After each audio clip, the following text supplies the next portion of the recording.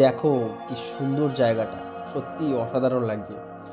সত্যি ভগবান আছে সেটা কিন্তু মানতেই হবে। ভগবান বিষ্ণু এবং ব্রহ্মার হাতে কিন্তু এই ফুলটি দেখতে পাওয়া যায়। এই হচ্ছে ব্লু পপি। আজকের যাত্রা 15,000 ফুট উচ্চতায় অবস্থিত হেমকুন্ড সাহিব। তোমরা সবাই জানো শিখদের দশম গুরু ছিলেন গুরু গোবিন্দ সিং। এই গুরু গোবিন্দ সিং হেমকুন্ড সাহিবের এই ছোট্ট লেকের পাশে বসে ধ্যান করেছিলেন।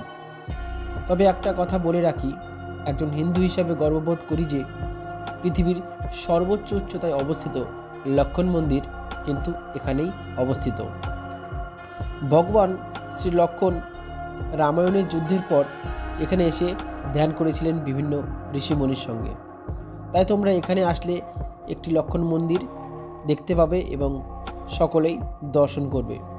আর এখানকার সবচেয়ে গুরুত্বপূর্ণ আকর্ষণ হলো ব্রহ্মকমল, যে ফুল শুধুমাত্র ভগবান বিষ্ণু ও ব্রহ্মার হাতে আমরা দেখতে পাই, যা কিনা 1000 স্বর্ণকমলের সমান।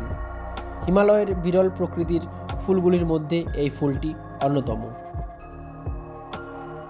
সব কথা প্রথমেই বলে দিলে বাকি গল্প কখন হবে? বাকি গল্পটা না হয় এই গাঙ্গারিয়া বেস ক্যাম্প থেকেই শুরু করি। এই যাত্রাটা পায়ে হেঁটেই করেছিলাম, যা কিনা আমার কাছে এখনও পর্যন্ত একটি কঠিনতম ট্রেকের মধ্যে পড়ছে।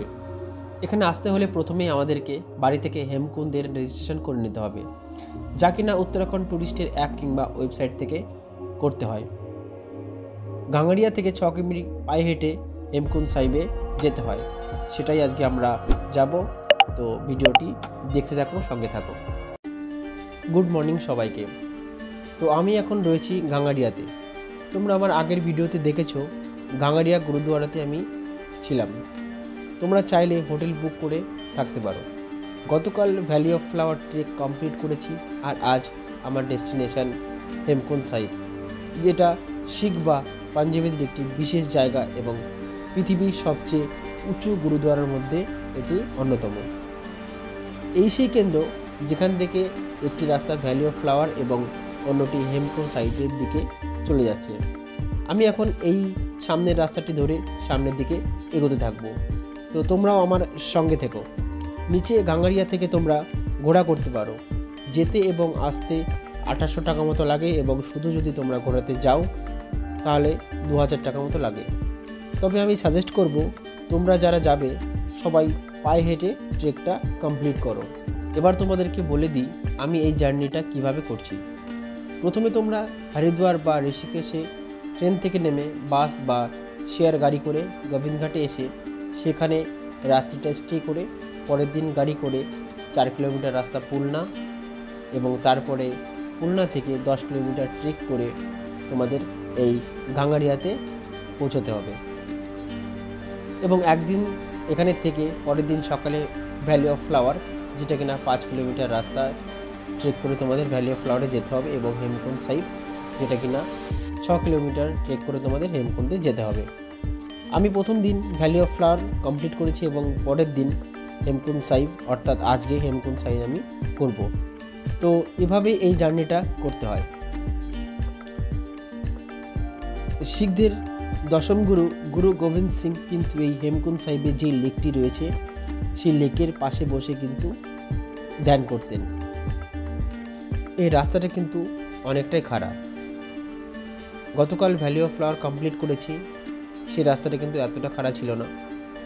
আজকে কিন্তু প্রচণ্ড কষ্ট হচ্ছে, তাই ধীরে ধীরে হাঁটছি এবং কিছুক্ষণ পরপর রেস্ট নিচ্ছি, নইলে আমাকে হাঁপিয়ে যেতে হবে।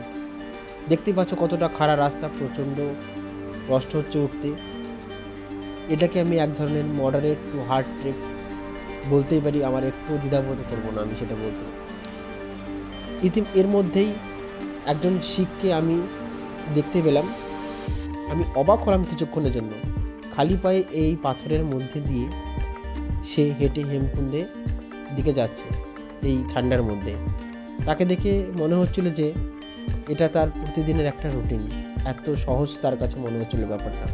তাকে দেখে আমি ইন্সপায়ার হই এবং আবার চলতে শুরু করি। এই পাহাড় আমাকে সবসময় আকর্ষণ করে, তাই বারবার আমি ছুটে যাই পাহাড়ের কোলে। প্রকৃতির এই অপরূপ রূপ আমি যতবারই দেখি আমি ততবারই মুগ্ধ হই। ফাইনালি 2 কিলোমিটার রাস্তা ট্রেক করার পর আমি শেষে একটু রেস্ট নিতে বাধ্য হলাম। দেখতেই পাচ্ছ ঠিক কতটা খারাপভাবে এই রাস্তাটা উঠে গিয়েছে উপরের দিকে। আজকে ট্রেকে এসে আমার মনে হচ্ছে যেন রাস্তা শেষই হচ্ছিল না। অসম্ভব সুন্দর লাগছে। গোটা পাহাড়টা ঘন মেঘধারা ঘেরা, তার মধ্যে দিয়ে হেঁটে চলেছি হেমকুণ্ড সাহিব তীর্থস্থানের দিকে। মেঘ যখন শরীরে এসে লাগছে, তার যে অনুভূতি সেটা আমি তোমাদেরকে ভাষায় প্রকাশ আমি করতে পারবো না, কারণ এই জিনিসগুলো শুধুমাত্র ফিল করা যায়।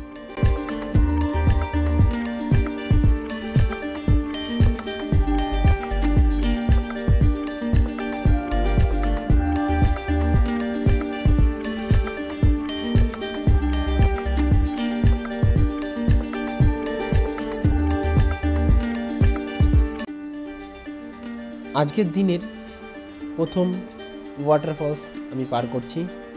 তার মধ্যেই আবার অনেকে হেমকুণ্ড সাহিব দর্শন করে তাদের গন্তব্যস্থল গাঙ্গারিয়ার দিকে ফিরছে। আর 500 মিটার বাকি রয়েছে। ভীষণ কষ্ট হচ্ছে 500 মিটার যেতে, মনে হচ্ছে পুরোচ্ছি না রাস্তা। ভীষণ কষ্ট হচ্ছে 500 মিটার, মনে হচ্ছে আর পৌঁছতে পারবো না।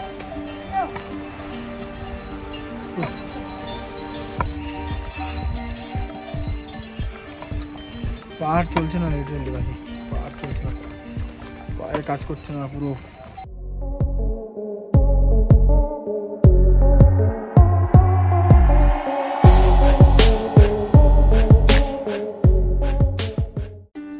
এই পয়েন্টটা দেখতে পাচ্ছ, এখান থেকে দুরকমভাবে তোমরা যেতে পারবে। একটা রাস্তা সোজা চলে গেল, আর বাদিক দিয়ে যে রাস্তাটা সেটা হচ্ছে সিঁড়ির রাস্তা। প্রায় 900+ সিঁড়ি অতিক্রম করে তারপর কিন্তু হেমকুণ্ড সাহিবের গুরুদ্বারায় পৌঁছাতে হবে। চয়েস তোমাদের নিজেদের উপর। আমি সিঁড়ির রাস্তাটাই বেছে নিয়েছিলাম, কারণ আমার একটু অন্যরকম পছন্দ সবসময়। কঠিন এই রাস্তাটুকু অতিক্রম করতে গিয়ে আমার জীবন বেরিয়ে যাচ্ছিলো এরকম অবস্থা। আর তার মধ্যে ব্লু পপির দেখা মেলে, একটা মনে আনন্দ। এতটাই খারাপ অবস্থা হচ্ছিল, এতটাই শ্বাসকষ্ট হচ্ছিল, তোমাদেরকে সেটা আমি বললেও ঠিক বোঝাতে পারবো না। আমার কাছে এতটাই মডারেটের থেকে এটা একটু হাই ট্রেক মনে হচ্ছিলো আমার কাছে। ভীষণ হার্ডেস্ট, প্রচণ্ড কষ্ট হচ্ছিলো সিঁড়িগুলো যখন উপরে উপরে উঠছিলাম।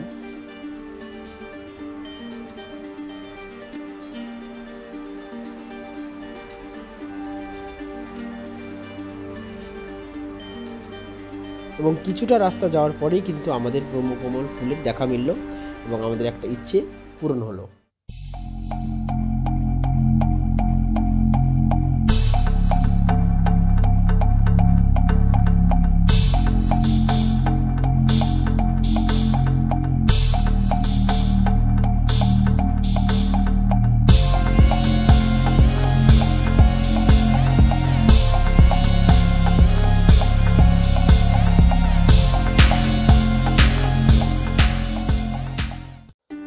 সো ফাইনালি আমি পৌঁছালাম হেমকুণ্ড সাহিব গুরুদ্বারাতে। প্রায় 900+ সিঁড়ি আমি অতিক্রম করে কিন্তু পৌঁছালাম।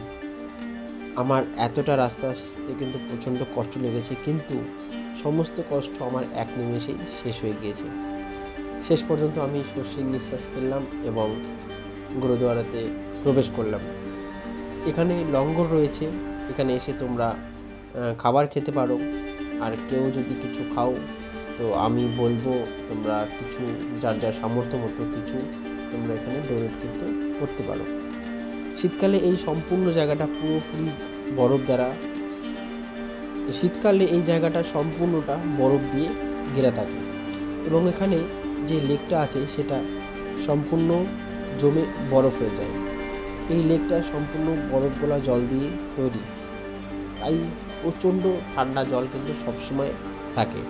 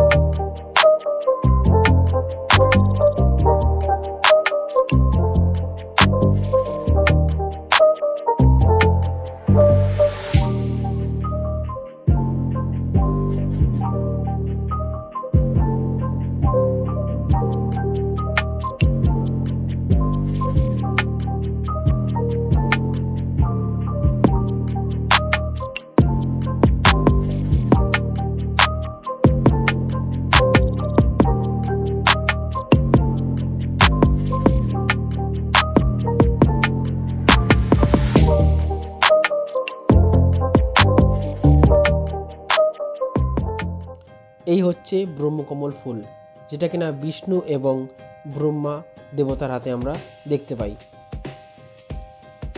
এবং কথা বলতে বলতেই বৃষ্টি শুরু। আমার মনে হলো ভগবানের আশীর্বাদ আমার মাথায় এসে পড়লো, খুব সুন্দর লাগছিল। পাহাড়ের সমস্ত গা জুড়ে দেখো কত সুন্দর ব্রহ্মকমল ফুল ফুটে রয়েছে, দেখতে অপরূপ সুন্দর লাগছিল।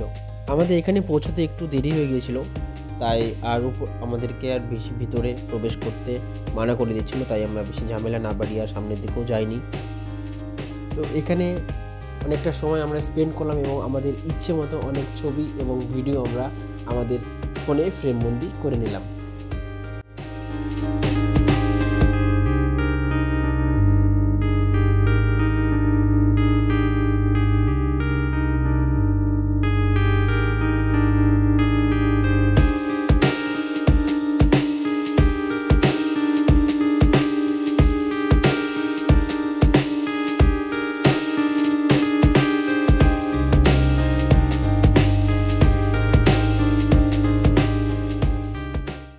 এবার আমি চলে আসলাম লক্ষণ মন্দিরের কাছে।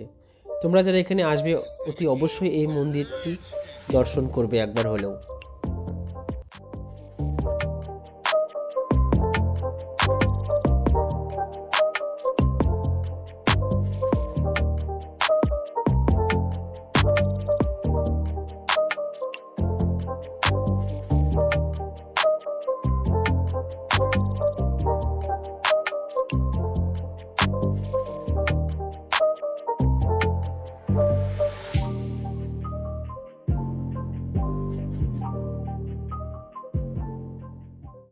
পথে ছোট একটা হিমবাহ দেখে ভীষণই ভালো লাগছিল, তাই কিছু ছবি ভিডিও আমরা এখান থেকে আবারও ফ্রেমবন্দি করে নিলাম।